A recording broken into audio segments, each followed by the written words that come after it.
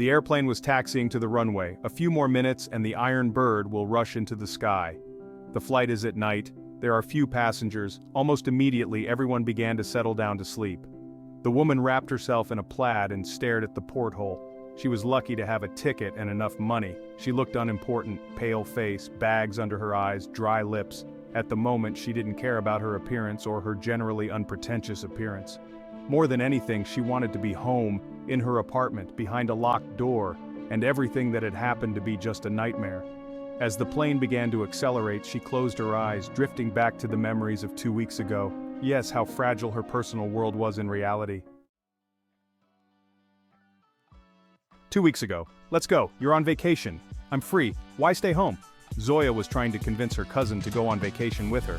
And where are you going to take me this time? Angelina asked. The usual wilderness? It's not that remote, of course, not the capital, but it will be interesting. There will be pagan rituals there. Zoya exhaled. Zoya was 3 years older than Angelina, but sometimes it seemed the other way around.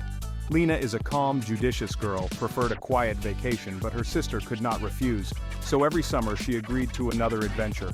What other rituals? Lina asked sternly. Where are you taking us? Do not be boring.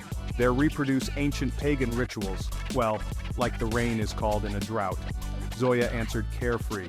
Some more time they argued, and Lina, as always, gave up. A day later the tickets were in hand, and soon the suitcases were packed, and here they are already on the airplane, flying into the unknown.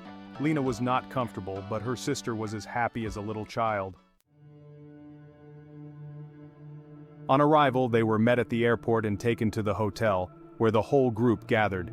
As it turned out, besides them, there were 4 others who also came on this tour. On the first evening, they had an evening acquaintance, had dinner in the restaurant together with the guide. Guys, let's toast to the meeting and a wonderful vacation. Herman, one of the sisters' traveling companions. Everyone raised their glasses and clinked glasses. Zoya, Lina, Herman, Sonia, Andre and Maya were gathered around the table. Their guide Roman and his wife were enthusiastically talking about their upcoming trip to the village of Dinaya, where they organize a performance for tourists, rituals of summoning rain. And this time they were lucky. A ritual called Kalinov Bridge is planned. What is it? Zoya was interested. Frankly speaking, I don't know exactly, I have never attended it. Lada, Roman's wife, answered embarrassed. At least approximately? The woman continued to insist. Funeral rites suddenly gave a voice. Andrew, I heard on TV. Wow, Zoya could only reply. They sat in the restaurant until midnight, and then went to their rooms. In the morning we overslept. We gathered at breakfast, had a quick snack, and after taking things from the hotel, we loaded into 2 cars. We had to drive for about 2 hours, and if at first there were villages and the road was asphalted, there was a connection, then the real wilderness began. No communication, no road, no other settlements. There was not even a sign to the village, just a wooden pole in the form of a man. Was that put there on purpose? Maya asked. Probably, the guide said indifferently. They were already waiting for them in the village. We are glad to have guests. Oh, how glad we are, Boris Vasilyevich, the headman, was saying in a loud voice. The drought has already lasted for the 2nd month, so we'll call for rain or the crops will die. The old man told the story as if he believed it himself. The village seemed to Lina some kind of sham, as if deliberately hung laundry on the ropes, grimy children noshing around tourists looking into the eyes. A couple of teenagers were hurrying with 2 buckets to the column on the corner. Lina had seen such a rarity for the last time in her distant childhood. With a resounding sound, a jet of water hit the bucket, raising a whirlwind of spray. Lina stopped listening to the story of the headman and the guide, and continued to look around. The houses were wooden, even the sidewalks were wooden planking. In front of one of the yards there was a front garden with brightly blooming flowers, which the woman could not identify. A flock of ducks walked importantly to the puddle near the water tower. Their group stood in the middle of the dusty street in the very sun. You'll go rest now and then we'll have lunch. The headman nodded to the guide and he silently led the guests. Zoya and Lina will live with Mama, Herman and Sonia, and Andre and Maya will live with Agrafina. The houses are on the same street so you won't get lost, Roman explained. My wife and I always stay at the headman's house. I see. Do you have a chance to wash up at least? Maya asked capriciously. Of course there are showers and baths, smiled the guide. Roman escorted the guests to their new place of residence and returned to the headman's house. Look at the houses we got, Zoya laughed. Yes, a little bigger than a pencil case. Lina did not share her fun. But look what entourage. Vintage everywhere. You can say antiques. Admired Zoya, you just look at these laces. They are 70 years old at least. Yes, I agree with you on that.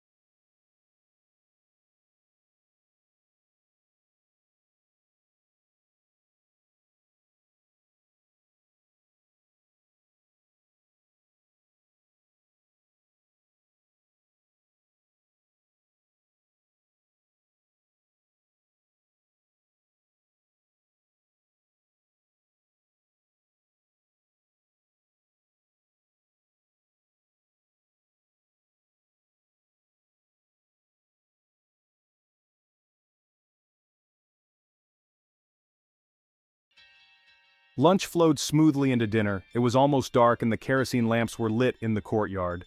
The light of the lamps and the unusual sounds of the village created a mystical atmosphere. Lina again had an eerie feeling of hopelessness, fear enveloping her like a cocoon. "I don't like all this," she whispered to Zoya. "What do you mean?" She was distracted from the spectacle. The locals were entertaining and Roman said there would be a ritual tomorrow. Herman sat on a stool, his face pale, his pupils dilated, and he was somewhere far away in his thoughts. His Sonia sat next to him holding his hand. They were both unresponsive to the people around them. "Look, he's drunk too much, I think," Maya said to Zoya. "Should we take them to the room?" "Yes, let's call the men because I'm not Hercules," said Zoya. Herman and Sonia, like obedient children, let themselves be led away to the surprise of Lina and the others. They still did not react to anything. The sisters also went to Baba Manya's house. "I wonder what was in the drinks that made the guys so dizzy," said Lina. "I don't know, local secrets of preparation," said Zoya. "I want to sleep, I'm exhausted." The mistress of the house laid them clean linen and the women lay down. On the doorstep, Grandma Manya turned around and looked at them strangely but said nothing. Soon she came back and sat down on Lina's bed. "That's what girls. Until morning do not leave the house, but at the slightest danger run to the forest. It is better to die from the paws of a bear than from the hands of non-humans," said the old woman sadly. "I pity you, you're still young." The old woman left and the girls lay silently in the darkness. The behavior of the lady of the house made them uncomfortable. Around midnight, Lina woke up and looked out the window. There was someone in the yard. The landlady was talking to someone in a raised tone. Sounds of fighting and muffled shouting could be heard. The door to the house opened cautiously and dark silhouettes appeared on the threshold. Neither Zoya nor Lina had time to even make a sound. They were hit with a loaded dart and blacked out. They came to their senses in some barn, the state of some drunkenness, as if they understood everything, but could not do anything. Lina immediately thought about drugs. They could have had such an effect on them. She could feel them undressing, combing their hair, whatever else they did to their hair. She was so scared. She couldn't move, couldn't speak, couldn't blink. You were like a helpless doll. And the second thing Lina realized was that it was the end. They're all dead. The girls stood in the middle of the square, barefoot, in thin white shirts. They had flowers woven into their hair and vines wrapped around their bodies. All the locals were gathered around them, led by the headman. Roman and his wife, dressed the same way as the others, looked coldly at yesterday's tourists. Andrei was lying on a bench with his eyes closed, and it was not clear whether he was alive at all. Zoya was so frightened and confused she stood without moving, even afraid to take a breath. The other girls were just as frightened. Suddenly, several guys picked up prepared buckets of water and splashed them on the women. The icy water burned, making her exhale and scream. "There! The unclean one is in them!" shrieked the headman. A murmur of approval spread through the crowd. Suddenly Maya screamed. Her scream was full of terror. Zoya stared at her and at first didn't realize what had happened to her, until she felt it herself. the plant wrapped around her body moved and began to shrink. Liana's body was wrapped tighter around the women's bodies, causing them to scream in fear and pain. Lina fell to the ground and tried to pull the plant away from her, but with a scream, she saw her hands covered in blisters. The plant was also poisonous. There was no time to think, and she began to roll on the ground screaming, trying to get free. So she found herself at the fire and almost fell into it. A few hot coals hit the plant, and to Lina's delight, it suddenly loosened its grip. Then she came even closer, almost into the fire, and managed to free herself. Fortunately, no one noticed her disappearance. Everyone was busy. Lina pulled the flowers out of her hair and hid behind a tree with a perfect view. She didn't understand anything, and that made it even scarier. Baba Manya said that they were not old believers but real pagans, and these rites were not staged, and they only giggled in response, thinking that the grandmother wanted to frighten them. A chill ran through her body when she thought of Herman and Sonia. Apparently, they were the first victims in some crazy ritual. What to do in this situation, Lina simply did not know, and there was no connection at all. Meanwhile, the ritual went on as usual. Several sturdy guys were preparing crads, stuffing them with straw and dry wood. The exhausted Zoya and Maya lay on the ground without moving. Even from afar, Lina realized that her sister could not be helped. She was dying. Tears streamed down the woman's face, and she did not try to wipe them away.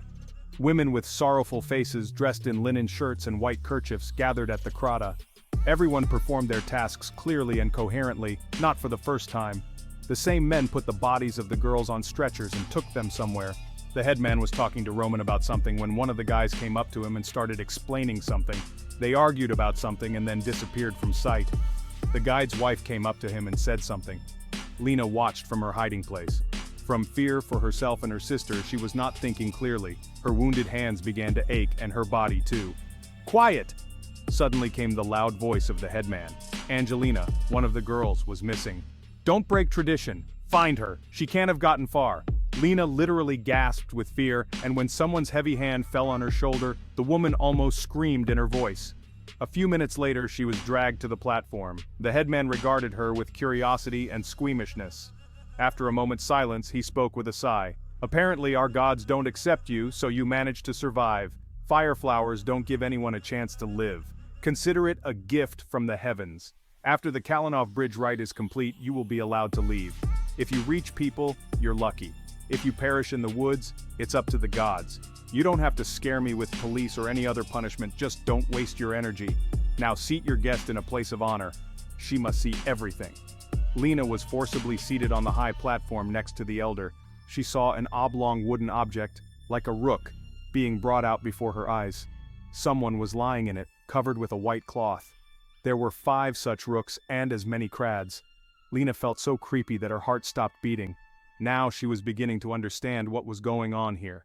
When she and Zoya were little, her grandmother told them different stories about Nav and Yav, about the housekeepers and Leshy, about different rituals accepted by the ancient Slavs. The girls listened to them as beautiful fairy tales, and told Grandma about the wires of the deceased. Now the memories whirled in my head. 5 funeral boats were set on the crads, the mourners wailed, and the headman stripped to the waist. On the man's back was a strange tattoo in the shape of half a sun. The women approached the rooks and left gifts and food. Then the elder woman covered the faces of the deceased with a white cloth. The headman stood with his back to the sacrificial fire. "Let these travelers who have completed their earthly journey pass over the star bridge, and there they will get what they deserve. The bridge is the boundary between the worlds of Yav and Nav. If they were not righteous, they will fall into Nav. If they led a righteous life, they will go to the bright eyrie." The old man grinned. "Who lives righteously now?" He took the torch from Roman's hands and set fire to the crads one by one. Dry branches and straw were in a flash occupied by bright flames. Lina stared without opening her eyes, not noticing the tears on her face. There were no thoughts. The bright glow of her sister's funeral pyre would forever remain in her eyes. She was roughly grabbed and dragged out of the village. Lina struggled and tried to break free, but they dragged her to the edge of the forest and the village, and left her there with instructions to leave and never return. "Lin, be quiet! Come here!" called a familiar voice from the darkness. Roman was hiding behind a large tree. His face was gaunt and he was holding a bag and a backpack. "If they find out, they'll destroy me. I'll get you out of here. Here are your clothes, your documents, and money." As soon as you get to civilization, take a ticket and leave." He grabbed her arm and dragged her along so fast she could barely keep up. "Who the hell are you? They killed my sister, and you think I'm just going to let it go?" she exclaimed. "Don't be stupid, they've got it all worked out and everything is covered. To make you understand, this village was founded under Tsar Peter, and for so many years it has been inhabited by pagans who worship the ancient gods. No, often we do put on a show for tourists and then everything's fine, everyone's alive and well. You're just in the wrong place," replied Roman. They came to a small clearing. Roman stopped to take a break. "The Kalen Bridge is held every year, and 5 are needed. There aren't always 5 dead people in the village at once due to natural causes, so we have to make some adjustments." Roman looked at the woman with a dose of regret. "You're crazy." "No, we're not crazy. Everyone has their own faith, especially if there's freedom of religion. We are not fanatics, but to avoid the wrath of the gods, we have to fulfill the precepts of our ancestors. And that's not the worst of it. Not many people will remember these people. They'll report them missing, they'll look for them, and that's it. You're just lucky, for some unknown reason the vines didn't kill you. That's a first." "Yes, but there's no authorization to kill," the woman muttered. "Who gave you the right to dispose of someone else's life? The gods protect us, they decide everything." "Here, they even kept you alive," Roma answered simply. "Are you one of them too?" "Of course, this is my native village, and my wife is from there, our roots are there," answered the man. "The headman is my father." Lina decided not to talk to him anymore, but just to be silent. When he gets to the people, then he will think about how to disperse this sect. They had been walking for over 2 hours. Lina was tired and thirsty. Suddenly she heard the sound of an engine.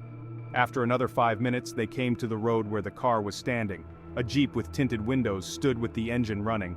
The window opened, and an unshaven man appeared. He nodded briefly to Roman, who threw his things into the back seat and helped Lina into the front seat. "Forget what you saw. Say about your sister. They had a fight, she left, and you never saw her again. Don't say anything to anyone, and you'll live a long life. The gods have shown that you are needed for something important on this earth," said Roman. "Goodbye," Lina replied briefly. Sitting in the airplane seat, Lina looked up at the clouds. In a few hours she would be home. Yes, Roman was right. Besides Lina, no one really needed Zoya. Her mother died a long time ago, and her father doesn't know what year it is. It's probably the same for the others. There was a news story on the internet about people disappearing, searches. The search was quickly called off, and that was the end of it. Lina gave herself her word to return. Not now, not yet, but very soon.